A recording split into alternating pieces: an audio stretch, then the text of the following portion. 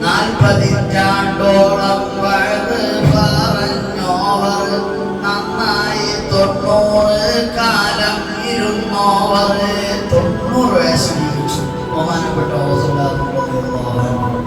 40 പതിറ്റാണ്ട് 40 വർഷം വയത് പറഞ്ഞോവർ, നന്നായി ദീനീ പ്രബോധനം നടത്തി മഹാനവരുകൾ. ആ സമയത്ത് ദീൻ ഇങ്ങനെ ശോധിച്ചുകൊണ്ടിരിക്കുന്ന ആ സമയത്ത് ഒരുപാട് ഖിദ്മത്ത് ചെയ്ത് ദീനിനെ ഹയാത്താക്കി.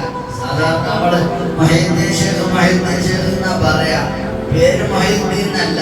അത് അന്നത്തെ ഔലിയാക്കളും അന്നത്തെ ആലിമീങ്ങളും മഹാനവരുകളെ ആദരവോടെ വിളിച്ചതാണ് മൊഹീദ്ദീൻ എന്ന്.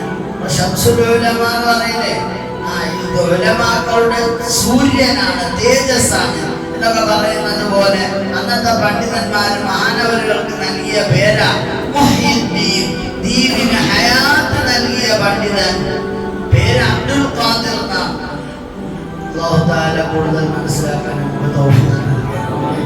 ഒരുപാട് പറയാനുണ്ട് മഹാനവരുകളെ പറ്റി. നമ്മളെ വീട്ടിൽ മൗലൂദിന്റെ ഏടുണ്ടെങ്കിൽ ഇങ്ങനെ മറിച്ചു നോക്കിയാൽ മുഹീദ്ദീൻമാരെ അറിയണ പോലെ ചെല്ലിയാല് തിങ്കളാഴ്ച രാവും വെള്ളിയാഴ്ച രാവൊക്കെ എപ്പോഴും നമ്മുടെ മുഖയിൽ പിന്നെ ആളുകളൊക്കെ ചൊല്ലിയിരുന്നതാണ്.